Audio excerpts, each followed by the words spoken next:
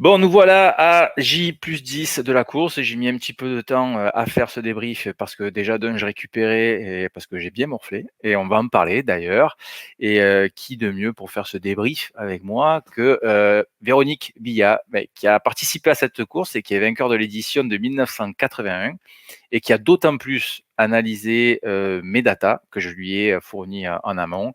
Et on va voir ensemble un petit peu comment ça s'est passé sur mon état de forme, comment elle l'a analysé et moi, comment je me sentais, est-ce que c'est en corrélation ou pas. Et puis, elle va nous parler aussi de la course de Sierzinal, comment elle voit de son point de vue la préparation. Est-ce qu'elle privilégie plutôt la qualité, la quantité? C'est ce qu'on va voir. Si tu connais pas Véronique Billat, je te renvoie à toutes les vidéos qu'on a faites auparavant sur Billat Training, sur tout ce qu'elle a fait. Ça me prendrait des heures et des heures pour résumer tout son CV. Me fait le plaisir d'être ici avec moi aujourd'hui sur Passion Trail et on va parler de tout ça. Véronique, je te remercie encore une fois de m'accorder de ton temps. Voilà, on va parler aujourd'hui de Sierzinal, de cette course mythique que beaucoup souhaitent faire, souhaitent pratiquer. Donc, on sait qu'elle n'est pas facile et donc tu la connais très bien puisque tu y as participé et tu l'as gagnée en te préparant d'une façon un petit peu particulière et tu vas nous en parler aujourd'hui. Et puis, on reviendra sur mon état de forme avec l'analyse du radar que tu as pu faire grâce à mes données. Bonjour Véronique. Bonjour à tous, les aficionados de ton podcast qui est excellent. Et puis, encore une fois, je pense que ton livre qui est sorti récemment vraiment incarne le futur de l'entraînement, je pense, et donne un mode d'emploi jour après jour. Ce que moi, j'arrive pas à faire. Je fais des choses un peu trop compliquées. Quand j'écris, je peux pas m'empêcher comme je suis scientifique, bon, je viens du terrain, mais voilà, ça me rattrape un peu la science. Parfois, je suis pas assez simple. Et c'est une très grande qualité que d'arriver à faire de la simplicité. Toi, tu arrives à traduire sur le terrain jour après jour un entraînement qui est le fruit de finalement 30 ans de science, puisque 81, ouais, ça fait longtemps. Mais tu vois, à Sierzinal, c'était le coup d'envoi de ma vocation de professeur de physiologie. C'est là que je me suis dit, il y a un truc. C'est ce pourquoi je fais toutes ces recherches, pour que puisse chacun d'entre nous vivre un grand moment de jouissance en course et s'en souvenir toute la vie. Voilà. Ok, Voilà. Donc ça, c'est ce qui a suscité ma vocation, je veux dire. très Et bien. Sierzinal, en fait, moi, j'y avais été pour justement saisir cet instant sociétal d'émergence des courses hors stade. Et donc, Oui, c'est vrai que c'était le début, j'étais ouais, allée faire tout à fait. une enquête sociologique pour mon mémoire de master STAPS. Parce qu'on faisait pas que de la physiologie, hein, à l'époque, il y avait aussi l'approche sociologique. Et j'avais donc tout le samedi posé des questions aux gens. Pourquoi vous faites la course? J'avais un questionnaire, c'était très sérieux. Et on m'a dit, toi, tu fais du cross et tout, mais pourquoi tu cours pas? Demain, allez, on te donne un dossard. Ok, mais je ne savais vraiment pas ce qui m'attendait. Et D'accord. donc, j'ai attaqué à fond, comme dans un cross. D'ailleurs, cette année-là, je venais de gagner, vice-championne de France derrière Annette Sergent. Et j'avais attaqué comme un cross, 4 km de cross à l'époque, et à fond dans la côte, et qui est très raide au début. Hein. C'est vrai que Damien, je crois que c'est du quoi, Ouais, du tout à fait. 13-14%, En fait, je me on souviens. attaque avec on est environ à 7 kilomètres en gros pour Ouais, 1200 mètres de D+. Donc ça représente quand même un gros ratio. Ouais, ça fait à mal aux jambes. 12%. Et Ouais, comme la côte de. si tu t'amuses à taper très fort et que tu n'as pas l'habitude, oui, forcément, tu te crames assez rapidement. Voilà. Mais c'est rapide. Tu vois, tu me Mhm. dis 7 km, pour dans ma tête, ça faisait beaucoup moins de souvenirs, tu vois. Et alors après, on apporte un endroit. Alors, j'en ai encore l'odeur. C'est un peu comme l'odeur des nigritelles dans les alpages. Une odeur là, c'était pas là parce que c'était fin août, euh, de parfum. Et en fait, là, faut être un peu dahu. C'est-à-dire qu'on est sur un dévers, dans un sens. Alors, je me souviens plus, ouais, faut avoir la jambe gauche plus courte que la jambe droite. Et on est dans un sentier, on dévers, magnifique dans la prairie.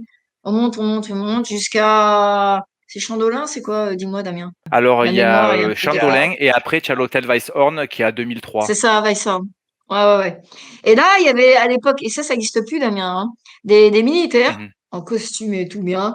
Quand tu arrivais derrière les gens, ils foutaient un coup de sifflet et les gens s'écartaient dans la pente et te laissaient passer. Comment ce qu'ils te Mhm. font en classique? Et voilà, donc ça c'était. Mais à l'époque, il y a beaucoup moins de monde. Maintenant, je pense il y a beaucoup de Ouf, monde il y en avait fait. 6000 Ça doit pas être participants simple. cette année, ça a été une année record. Ouais, ça a été une année record. Ouais, du coup, tu as été obligé de doubler des gens.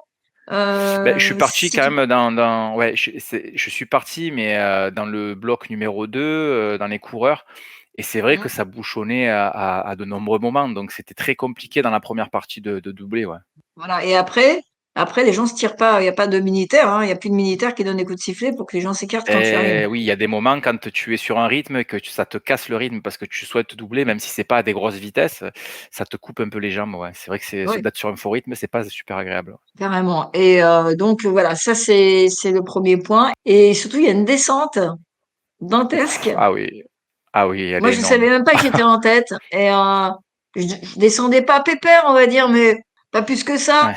Et j'étais vraiment, vraiment loin en tête. Bon, bref. Et, pour la petite histoire, j'étais montée en stop. Le problème, c'est que j'ai dû rentrer en stop avec un énorme machin qui doit bien peser. Ah, pas le sac de croquettes de mon chien, mais on va dire au moins 8 kilos. Et j'avais un énorme fromage. Je savais même pas qu'il y avait de l'argent à gagner, j'ai rien demandé. Mais je suis partie avec un énorme fromage à raclette. Voilà. Et surtout que derrière, j'ai gagné, je suis allée faire Sierra Montana pour mon questionnaire et vous Tanner. Donc, j'ai gagné 3 courses en 3 semaines. Et donc, j'ai accumulé des cadeaux. Et en fait, après, c'est un Volkswagen qui m'a ramené à Grenoble. Bon, voilà, ça, c'est la petite histoire. Mais aussi pour vous dire que il faut pas vous mettre la pression parce que parfois, ben, les choses, elles arrivent parce qu'on en a envie, quoi. On se dit, allez, tiens, bam, je le fais. Bon, alors on va parler maintenant ben, de la préparation. On va faire le débrief, un peu des conseils à donner. Moi, je vous incite pour l'année Mmh. prochaine à vous inscrire, hein, à augmenter Mmh. le nombre de participants. Si ça reste bon enfant comme ça, c'est extraordinaire. Alors, raconte un peu ta préparation. Tu l'as Beh, bien décrit dans ton pour revenir bouquin. sur oui, pour ma préparation, en fait, si tu veux, on revient sur, ce que je disais avant le marathon du Mont Blanc pour les personnes qui m'ont suivi là au mois de juin. J'ai fait le cross du Mont Blanc, j'ai fait le 23 kilomètres cette fois-ci. Je m'étais préparé de façon, vraiment, optimale. J'étais bien, si ce n'est que les dernières semaines, j'ai eu, au niveau de la vie personnelle, des petits pépins, ce qui fait que mentalement, j'y étais plus trop sur les 3 dernières semaines, tu vois? Et puis, s'en est suivi aussi, le côté physique qui suivait pas puisque, j'ai perdu du poids, j'arrivais pas très bien à m'alimenter, tu vois? C'était très compliqué et au niveau des séances de qualité, chose que je privilégiais dans ma préparation, j'arrivais plus à les faire. Donc je m'en suis tenu à des petites séances, de fond, tu vois? Je faisais des petites sorties, j'ai pu faire quelques séances, tu vois? Où, je essayais de donner de l'intensité un peu dans les côtes, mais j'arrivais plus à faire de séances, voilà, que j'avais de BIA training et du coup, j'arrivais pas de façon optimale préparée comme je le voulais au marathon du Mont Blanc là, le cross. Néanmoins, elle s'est super bien passée la course parce que j'avais quand même, construit une très bonne base là, les mois précédents. Quand j'étais allé à Madère, j'ai fait le petit trail de Madère là, le 16 kilomètres, donc j'ai travaillé beaucoup d'intensité et j'étais quand même bien au marathon du Mont Blanc.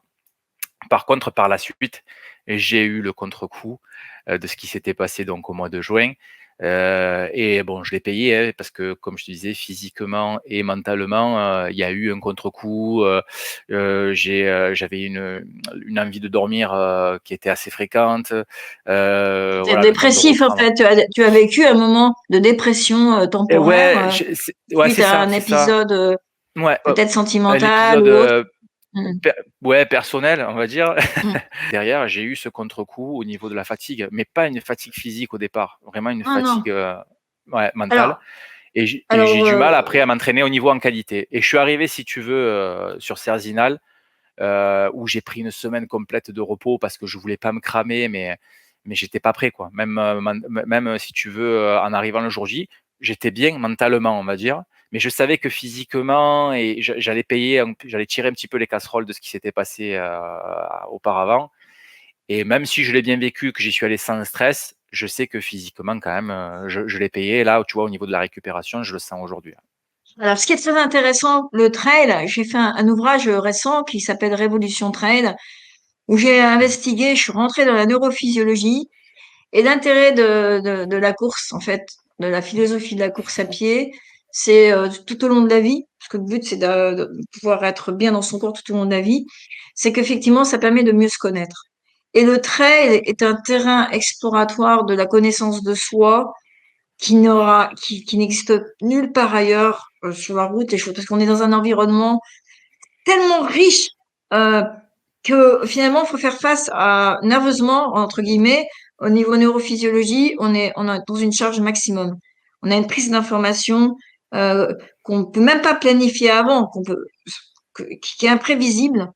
Et c'est ça qui est intéressant dans le trail, c'est que ça nous fait progresser aussi dans la connaissance de soi et l'optimisation énergétique. Et nous, c'est pour ça qu'on développe, on a complètement développé à partir du moment de Révolution Trail, de cette réflexion, des souvenirs que j'ai de ma pratique de trail et que j'ai encore, c'est effectivement que le cerveau, c'est ce que tu viens de dire, le cerveau est c'est le pilote, c'est notre centrale. Et à un moment donné, l'entraînement biatraining ne peut fonctionner que si on est capable d'aller, comme c'est des consignes de sensation, facile, moyen, dur, très dur, que Mmh. si on est capable d'aller dans le très dur.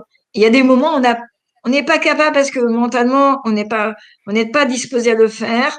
Et si on a une journée, difficile émotionnellement, etc., c'est vrai qu'on va avoir du mal à se rentrer dedans. Et la course à pied, ça peut pas être un tampon d'une vie d'à côté qui n'est pas satisfaisante. C'est pas un scotch, c'est pas une compensation. L'entraînement, la course à pied incarnée par le trail, ça demande un investissement émotionnel tel que c'est pas une compensation d'un truc déficient à côté. Voilà. Ouais, tout à fait, C'est-à-dire ouais, faut je suis être bien d'accord.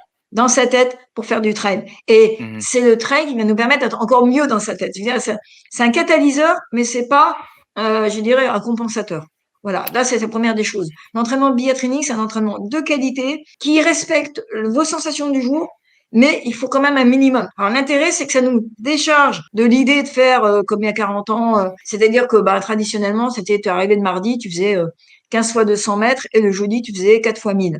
Voilà. Et tu devais respecter la seconde, les 200 mètres, il faut les taper en 34-35, récup 200 mètres trottés en 1 minute au maximum. Et si tu n'avais pas fait tes secondes, tu te prenais la tête et tu dis, oh là, j'ai tout raté, non, non, non, non. Ça, j'ai compris que c'était no way. Mmh. Donc, par contre, il y a des consignes de sensation. Et c'est ta sensation du jour qui fait que tu fais quand même ta séance et que tu tapes dedans. Mais il faut quand même un minimum.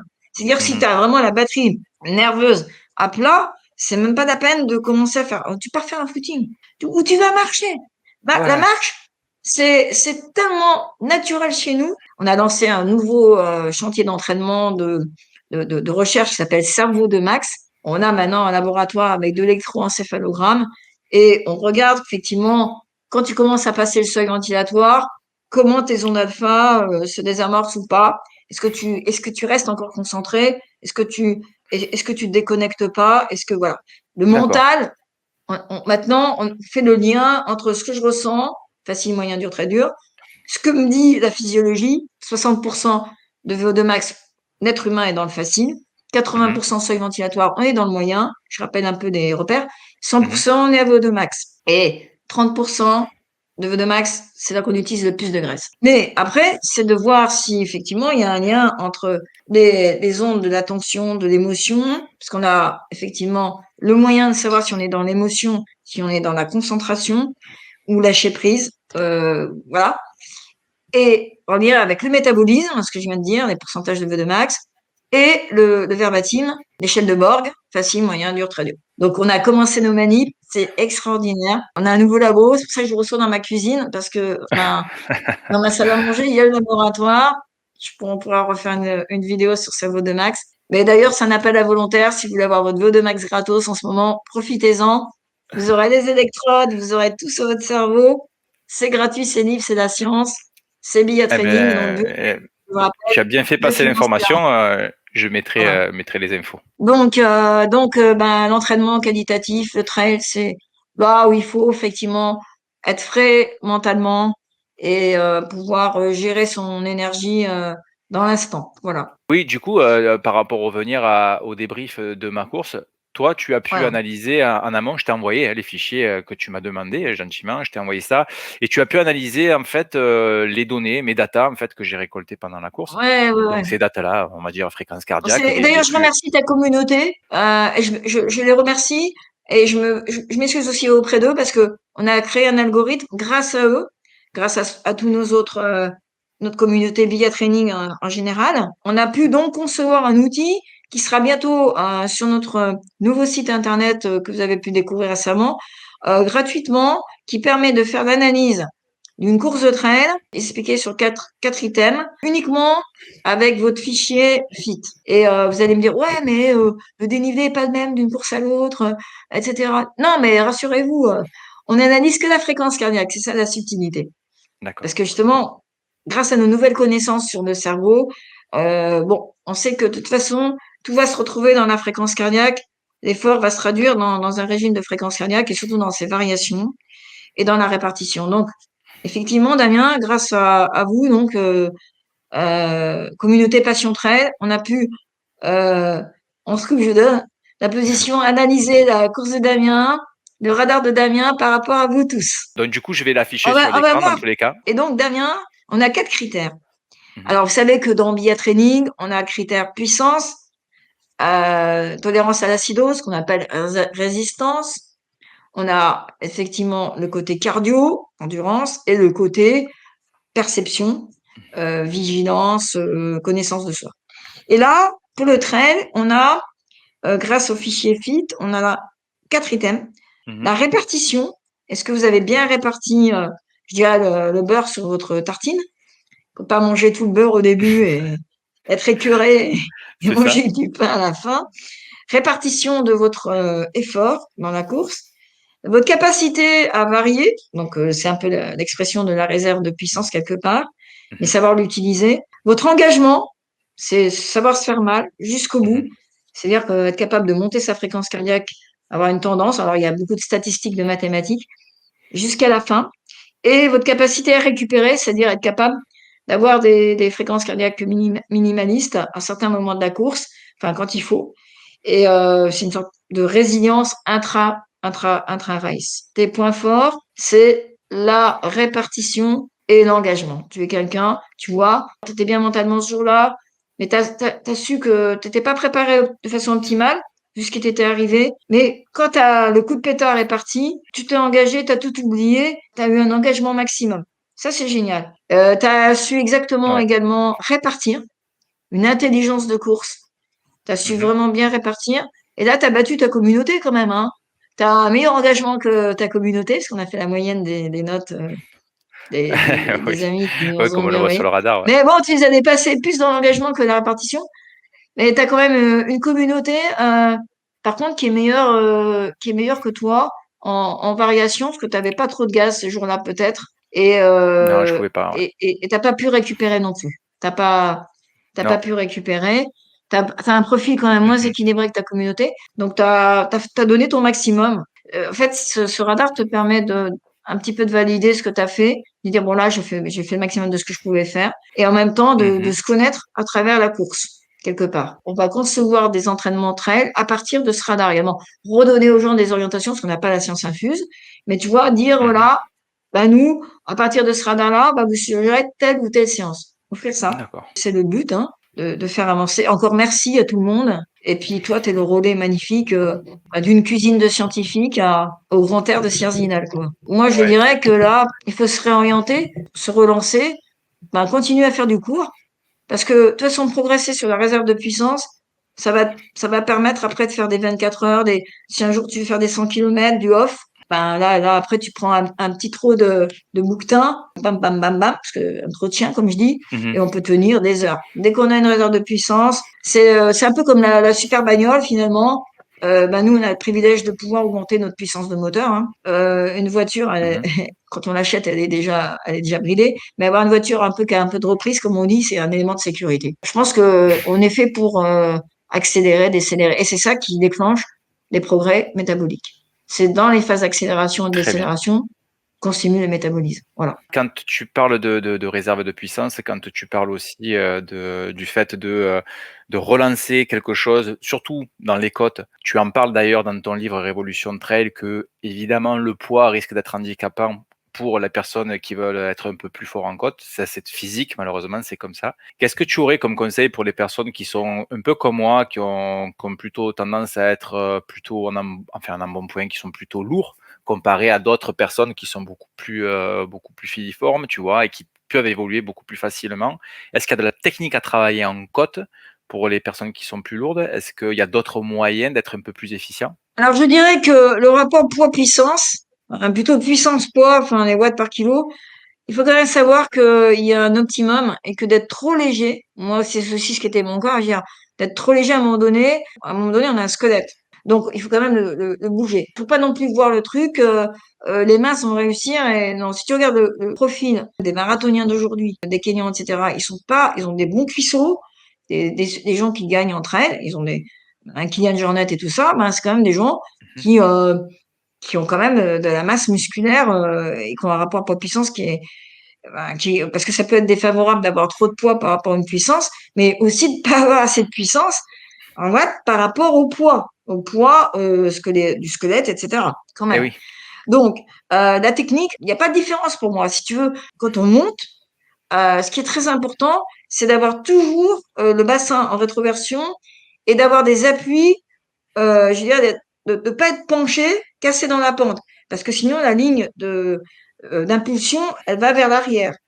Donc, elle est inefficace. Mmh. Donc, il faut être toujours perpendiculaire au sol pour pouvoir avoir une poussée bam, un temps d'appui très court déjà, en Mmh. médio-plantaire, le plus possible. Je suis toujours pour des drops 2-4 parce que l'arche, le pied est musclé et de pouvoir Mmh. amortir et faire son travail, le travail de pied. Donc, avoir un Mmh. pied important, ça se travaille. D'avoir un bassin Mmh. entre rétroversion, ça se travaille. Donc, en résumé, ce boulot-là, comment vous allez le bosser? C'est l'accélération et l'accélération à plat. Dès qu'on se met dans une phase Mmh. d'accélération, ben, le bassin, c'est comme du hors-bord, hein. Le bassin, il est obligé de se Mmh. replacer. Sinon, si vous restez le cul en arrière, ben, les genoux ne montent pas et vous allez pas pouvoir accélérer. Ben, je parle même pas là de Très bien. vitesse, hein. Je parle d'accélération. Mmh. Des mètres secondes moins 2. On peut très D'accord. bien accélérer de 0 à l'heure à 10 à l'heure, hein. Le tout, c'est de le Mmh. faire en le minimum de temps possible. Et une autre façon aussi de travailler cette rétroversion du bassin, de façon certaine, c'est de se mettre dans des escaliers. Vous, les Parisiens, l'escalier, il y en a, hein. Monter des escaliers en montée de genoux, bam, bam, bam, bam, avec des appuis courts sur les marches d'escalier. Bon, eh ben ça c'est nickel chrome. C'est le truc à faire tous les jours avant une séance. Ça peut être des escaliers un peu plus longs où là il faut allonger le pas ou monter des marches 2 à 2. Monter une à une, bam, bam, bam, 2 à 2 pour allonger un peu plus. De toute façon, si vous ne mettez pas votre bassin en rétroversion, vous allez finir la tête sur la marche d'escalier. On se met en situation d'être obligé de le faire. Accélérer, c'est une des conditions sine qua non pour que le bassin entre en rétroversion. Monter les marches d'escalier avec des appuis courts pour travailler le pied et en même temps le bassin, avec différentes formes de montée d'escalier. Du saut à la corde, mais ça c'est un peu plus technique. Bon voilà, c'est des situations où on est obligé de bien faire. Et aussi aller dans l'intention. Va vite, quoi. Rattrape le bus, Mmh. rattrape X, Y, Z, échappe au chien qui est derrière toi. C'est des Bien sûr. situations naturelles où, encore une fois, c'est le mental qui va dire, allez, là j'y vais, quoi. Et il faut à chaque fois que je refasse du raisonnement pour trouver la solution, je reparte à zéro, et c'est aussi ce qui me fait progresser. À la limite, à chaque fois, je retrouve des nouvelles solutions. Quand je démarre, j'ai écrit 170 publications internationales. À chaque fois, je redémarre sur ma page blanche. À chaque bouquin, on en a fait 11. Je redémarre, je fais jamais la même chose, je redémarre. Et la course à pied, c'est ça, finalement. C'est ça qui est intéressant. C'est d'éviter de se comparer à la dernière Très bien. fois. Voilà. Ouais, ouais, ouais. Donc, Et du excusez-moi coup, de. si alors on va pour non, non, non, pas du tout. Pour conclure un peu tout ça, pour conclure cette Ouais. approche et moi, ce que je trouve très important et ce que je trouve qui est de plus en plus fréquent, même chez les élites, c'est qu'on se rend compte aujourd'hui que la qualité de l'entraînement est privilégiée au volume. On voit beaucoup maintenant de personnes d'élite qui font un peu la promotion, enfin la promotion, qui expliquent finalement qu'ils font pas tant de volume que ça par rapport à ce qu'ils font, par rapport à ce qu'on pourrait, leur attribuer, comme, athlète élite et qui s'en tiennent vraiment à des séances qui sont souvent de qualité et qui sont pas vraiment dans le volume, quoi. Tout à fait. Ben, je trouve qui a fait Est-ce troisième que au tu es d'accord avec championnat cette approche? d'Europe dimanche dernier. Oui. Bon, eh ben, il est étudiant en médecine. Il a dit clairement à l'antenne qu'il s'entraînait pas beaucoup et en qualité. Voilà.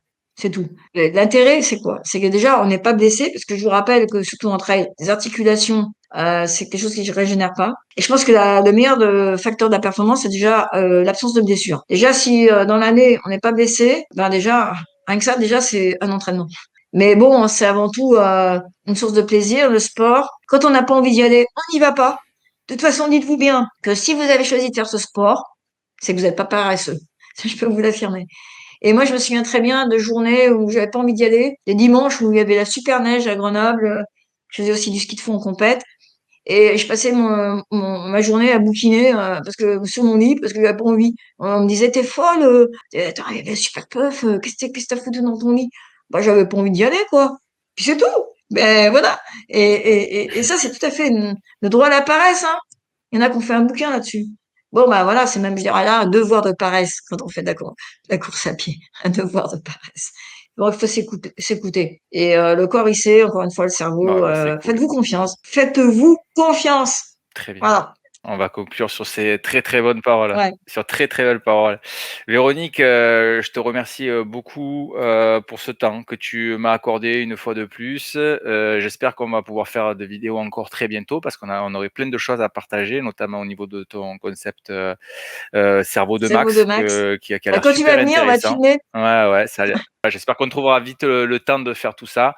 Encore une fois, merci. Merci encore Véronique et on se dit, à bientôt pour de prochaines vidéos. Salut! Salut!